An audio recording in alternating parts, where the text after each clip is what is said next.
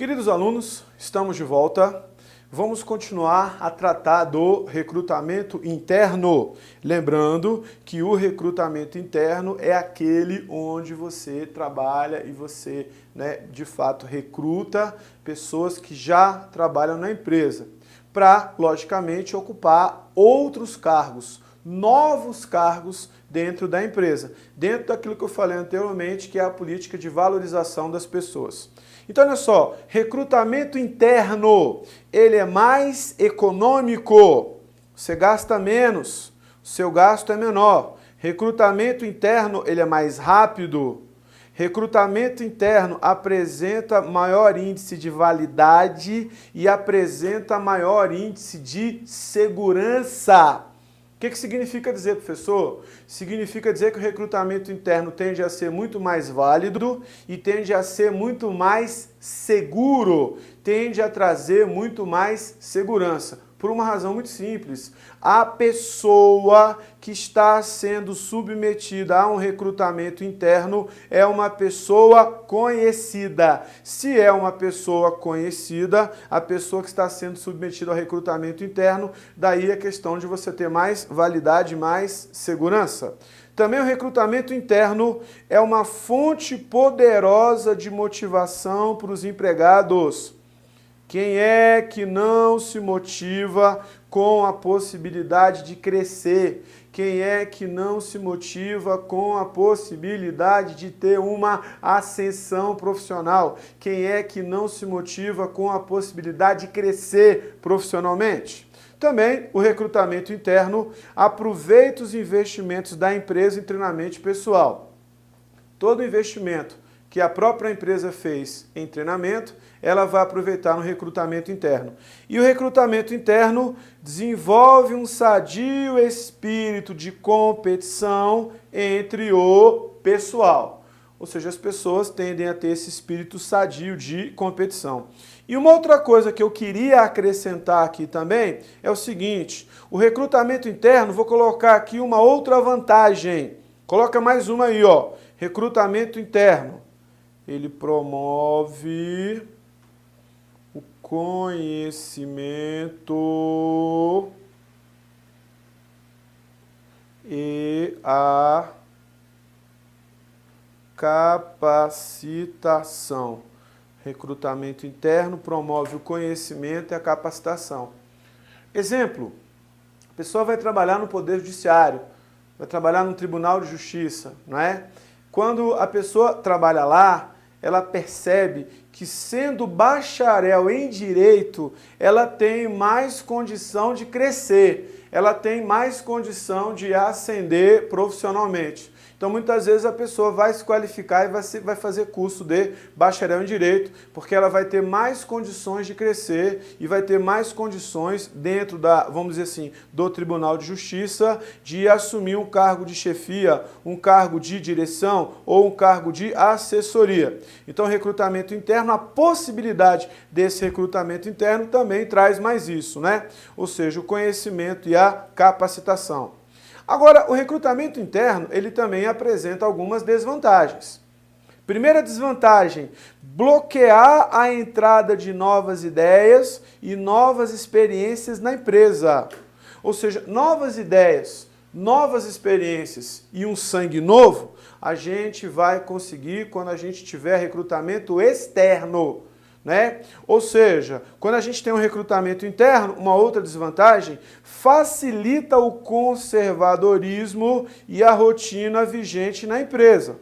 De vez em quando, é bom ter uma renovação, é bom ter uma renovação de rotina, de vez em quando é bom trazer um sangue novo, de vez em quando é bom você trazer uma pessoa nova, um conhecimento novo, uma capacitação nova, para quê? Para de fato você ter trabalhos, vamos dizer assim, rotinas novas, rotinas mais eficientes.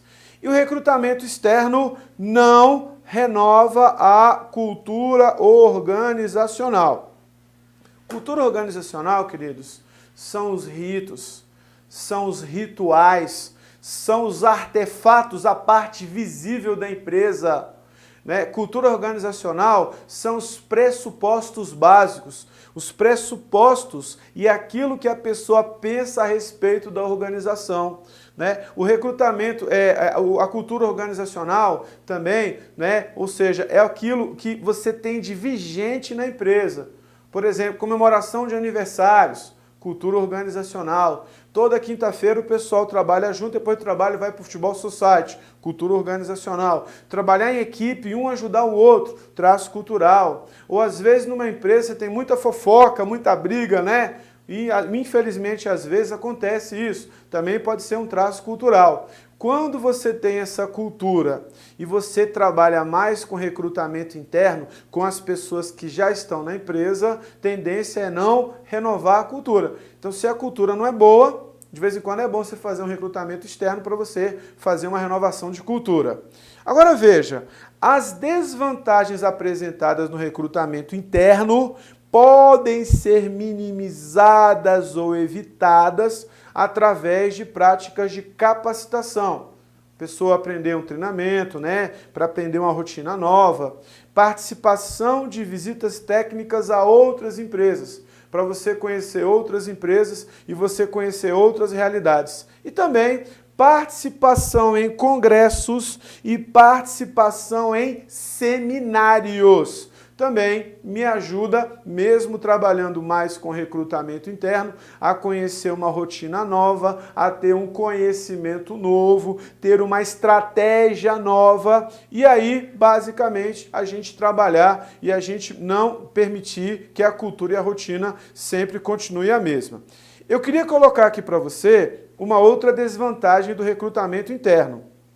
Você vai anotar essa desvantagem aí, tá? O recrutamento interno pode conduzir ao efeito de Peter, ao efeito que a gente chama de efeito de Lawrence Peter. O que Lawrence Peter disse? Peter disse o seguinte: recrutamentos internos e sucessivos sem critério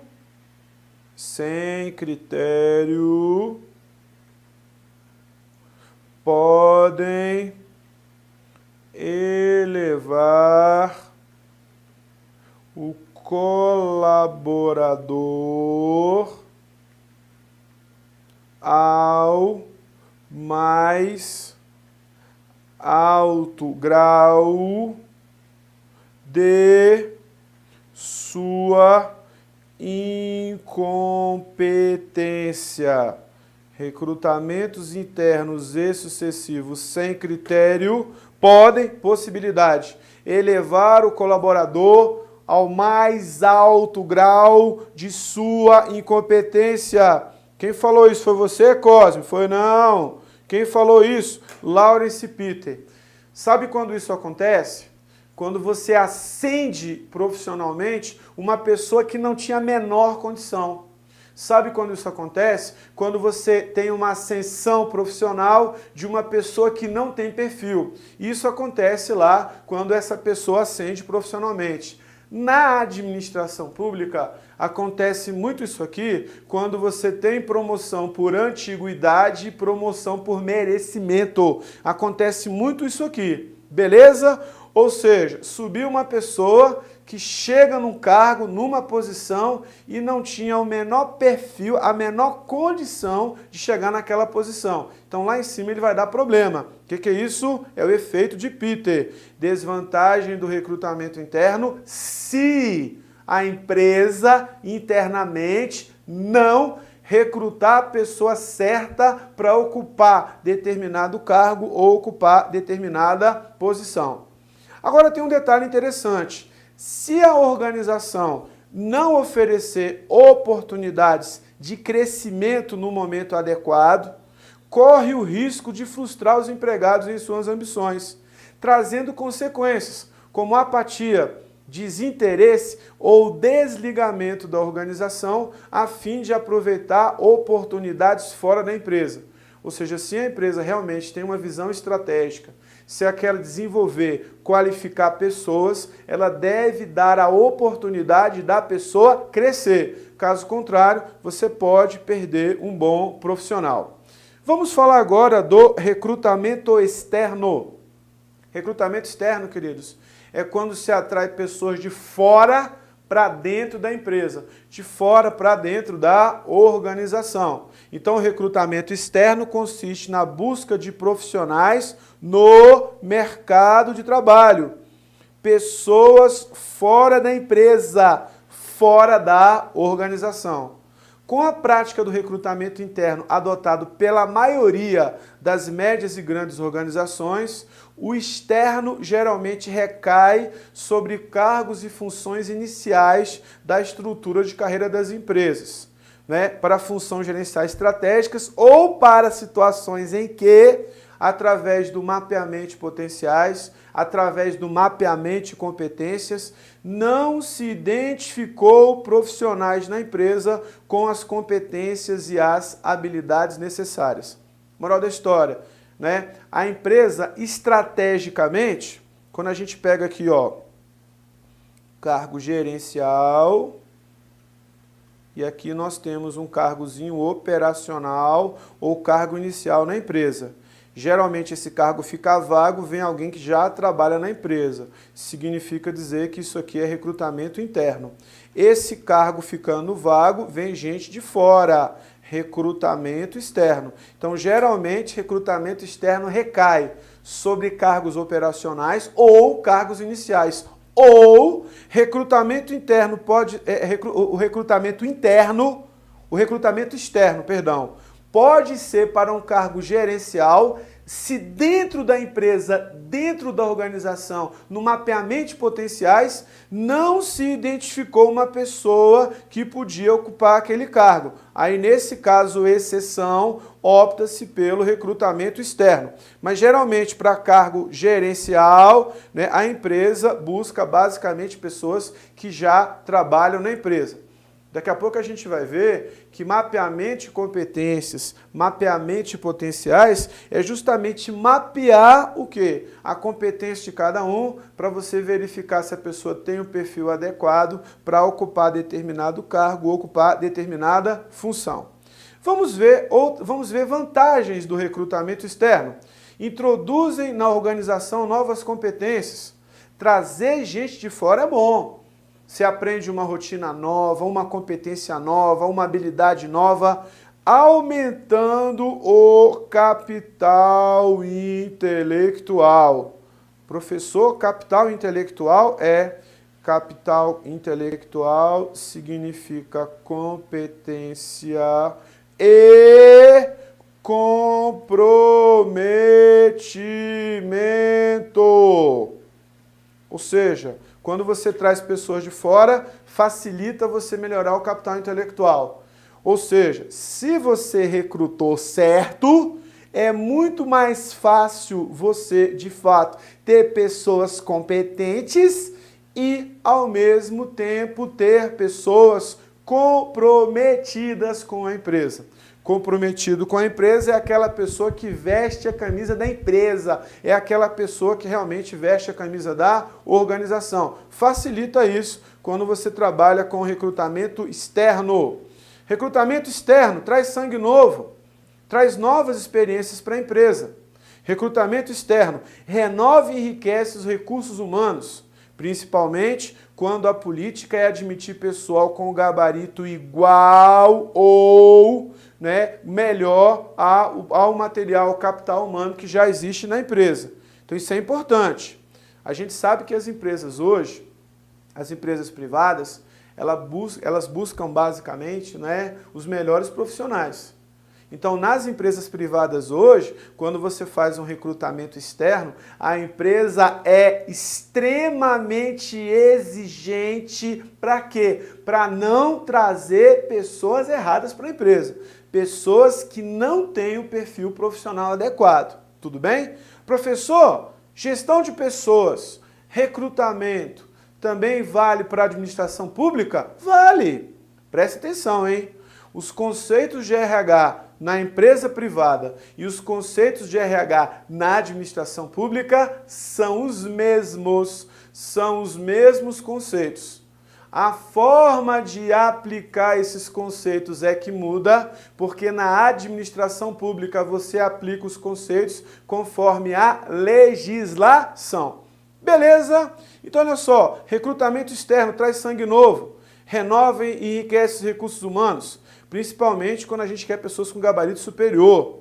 Aproveita os investimentos em treinamento e desenvolvimento de pessoal efetuado por outras empresas. Você traz uma pessoa de fora, ela traz uma bagagem consigo. Você vai aproveitar essa bagagem. Ou ainda, um treinamento, um desenvolvimento, uma qualificação que o próprio colaborador, esse candidato fez, Ou seja, você aproveita todo esse conhecimento para a empresa, para a organização. Agora, recrutamento externo, ele tem algumas desvantagens. Algumas possibilidades de ocorrência de situações que podem ocorrer quando nós temos recrutamento externo. Ele pode afetar, possibilidade, de forma negativa a motivação dos atuais colaboradores. Veja bem, vem alguém de fora. Quando é que isso pode me prejudicar? Quando eu tenho um senso de injustiça. Por exemplo, eu trabalho na empresa há bastante tempo, eu estava pleiteando um cargo gerencial, na estrutura gerencial, a empresa, em vez de me dar prioridade, trouxe alguém de fora. A empresa trouxe alguém de paraquedas. O que significa dizer? Isso tende a gerar em mim desmotivação. Então pode afetar de forma negativa os atuais colaboradores, principalmente quando esse colaborador almejava, buscava uma ascensão profissional. Isso também pode reduzir a fidelidade e o nível de comprometimento para com uma empresa. Justamente quando acontece isso, se a empresa não tem compromisso comigo, eu não tenho compromisso com ela. Uma pessoa que vem agora nova, ela precisa de um tempo, um processo de adaptação e um processo de socialização. Ela precisa se adaptar, ela precisa se socializar com as rotinas da empresa, com as normas, com os procedimentos e com as atividades. Recrutamento externo é mais caro, resulta em custos mais significativos. É mais caro, demanda mais tempo, é mais demorado e você tem mais insegurança que o recrutamento interno. Professor, por que o recrutamento externo é mais inseguro que o interno? É porque, queridos, vem uma pessoa de fora para a sua empresa, uma pessoa que você desconhece. Ah, mas eu analisei o currículo dela, a pessoa veio com uma carta de referência, ótimo, mas mesmo assim não dá para você saber tudo e não dá de fato para você, vamos dizer assim, entender e você sentir firmeza em tudo na pessoa. O que significa dizer? Significa dizer que vai precisar de um tempo para a pessoa realmente mostrar serviço e para a pessoa mostrar que realmente tem condições de trabalhar na empresa, na organização. A gente tem que ser extremamente rigoroso no recrutamento externo, logo ele é mais demorado, demora mais lento, mais moroso que o recrutamento interno. O recrutamento interno é mais rápido. Por outro lado, o recrutamento externo tende a renovar a cultura, Vantagem. Recrutamento externo tende a renovar a cultura organizacional. Recrutamento interno tende a manter a mesma cultura. Recrutamento externo é mais caro, exige inversões e despesas. Despesas com anúncios, muitas vezes os anúncios são em jornais, honorários de agências de recrutamento, que muitas vezes a empresa contrata para fazer o recrutamento, despesas operacionais relativas a salários e encargos sociais da equipe de recrutamento, material de escritório, formulários. Então o recrutamento externo é mais caro. Empresa do século XXI, ela busca e ela é extremamente exigente no momento de fazer recrutamento. Para quê? Para não escolher a pessoa errada, para não escolher as pessoas erradas. A empresa é extremamente exigente para que isso não aconteça. Como vem gente de fora, o recrutamento externo é menos seguro que o recrutamento interno, né? Os candidatos são desconhecidos, provêm de origens e trajetórias profissionais que a empresa não tem condições de verificar e confirmar com exatidão. Daí a questão da insegurança, né? Daí a necessidade de um contrato de experiência, de um período experimental e probatório para se garantir da relativa insegurança do processo. Então a pessoa vai trabalhar um tempinho na empresa, né? A pessoa vai trabalhar um tempo, até 90 dias, para você realmente confirmar se a pessoa tem condições e se realmente é a pessoa certa, é a pessoa adequada para trabalhar dentro da empresa, para trabalhar dentro da organização. Quando o recrutamento externo monopoliza as vagas e as oportunidades dentro da empresa, pode frustrar o pessoal, que passa a visualizar barreiras fora do seu controle para o crescimento profissional. É justamente o platô de carreira. É uma barreira que impede o meu crescimento, impede a minha ascensão profissional. Os empregados podem perceber o monopólio do recrutamento externo como uma política de deslealdade da empresa com o seu pessoal. Todas as vezes que tem um cargo gerencial disponível, opta-se por alguém de fora. Como é que o atual colaborador se sente? Desvalorizado. Ele sente que há uma deslealdade com ele. E um detalhe, hein? Geralmente afeta a política da empresa, influenciando as faixas salariais internas, principalmente quando a oferta e a procura de recursos humanos estão em situação de desequilíbrio. Professor, estando em situação de desequilíbrio, afeta ou pode afetar as faixas salariais? Com certeza. É muito simples. Imagine que um engenheiro da minha empresa tem de salário R$3.000. Duas situações. Primeira situação, não tem engenheiro no mercado. A empresa quer atrair engenheiros, mas não consegue. O que a empresa faz para tentar atrair pessoas? Aumenta o salário. Não da pessoa que trabalha lá, do novo engenheiro, R$6.000. Paga o dobro. Aí o que acontece? 6 mil para atrair pessoas.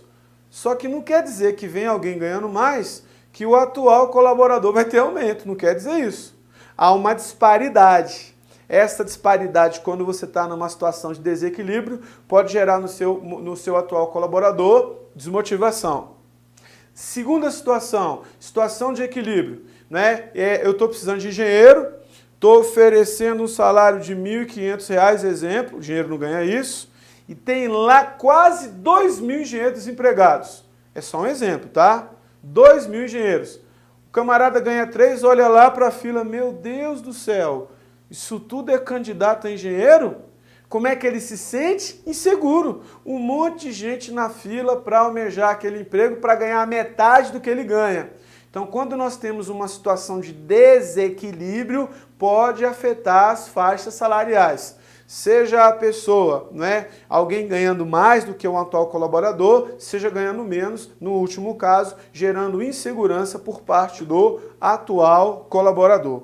Beleza? Recrutamento, vamos agora falar de seleção. Continuamos dentro do mesmo processo, que é o processo de agregar pessoas. Só que nós vamos falar agora da seleção. Recrutamento significa atração, seleção significa escolha. Escolha do melhor, aquele que tem o perfil mais adequado. Escolha daquele que tem mais condições de ocupar determinado cargo. Para o professor Chiavenato, seleção faz parte de um processo de escolher o melhor candidato para o cargo.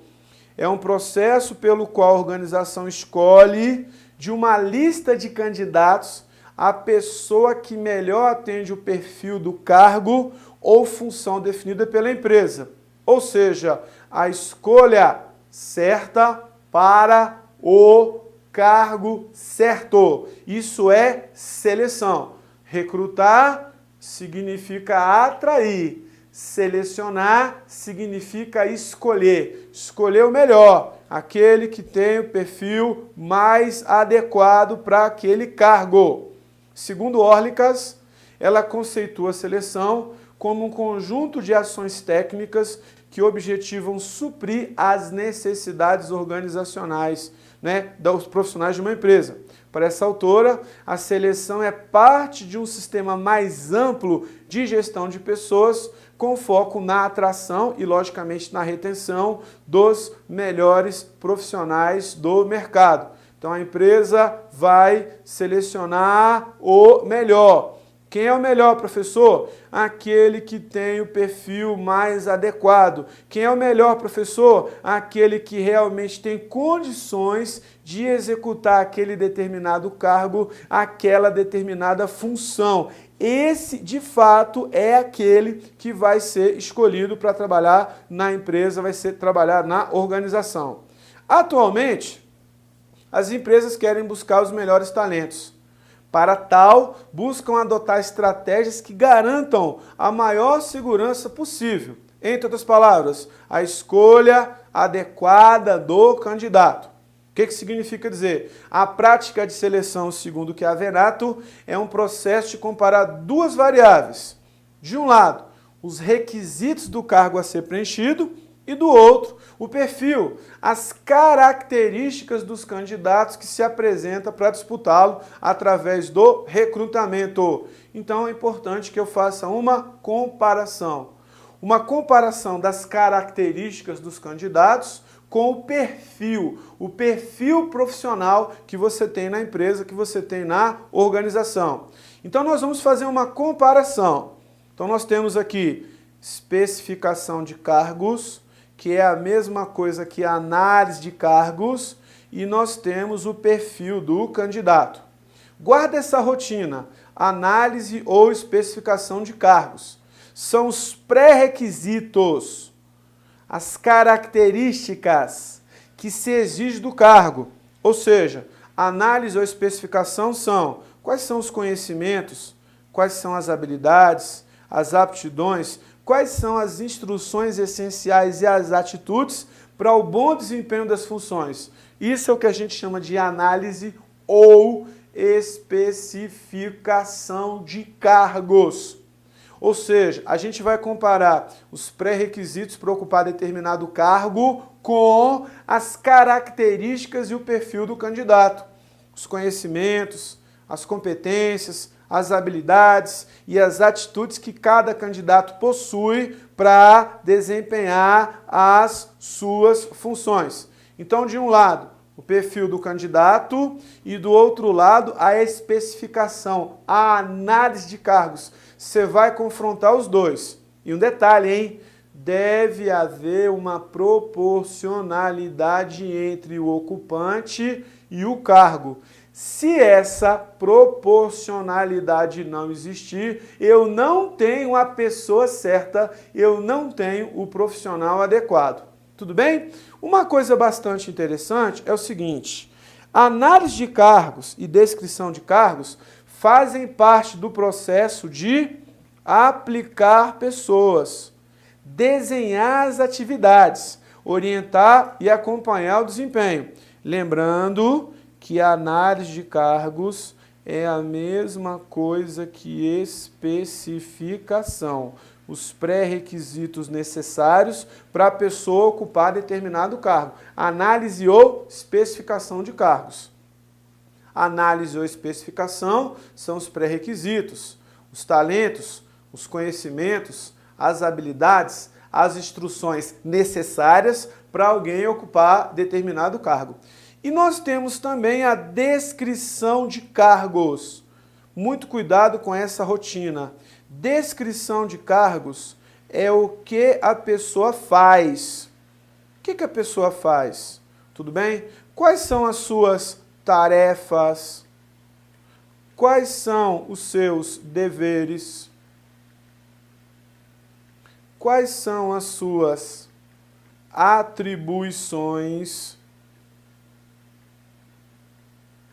Quais são as suas responsabilidades? Isso aqui é o que a gente chama de descrição de cargos. tarefas, deveres, atribuições e responsabilidades. Presta atenção, não confunda a descrição de cargos com a análise de cargos. É muito comum em prova de concurso ele tentar misturar os dois. A análise ou especificação de cargos são os pré-requisitos necessários para eu ocupar um determinado cargo. Ponto. Descrição de cargos é o que eu vou fazer. As tarefas, os deveres, as atribuições e as responsabilidades. Os dois não são a mesma coisa. Cuidado na hora da prova para o examinador não confundir você. Lembrando que os dois, descrição, análise de cargos e também avaliação de desempenho, fazem parte do processo de aplicar pessoas. Não esqueça isso. Beleza? Me aguarda. Até daqui a pouquinho. Um abraço!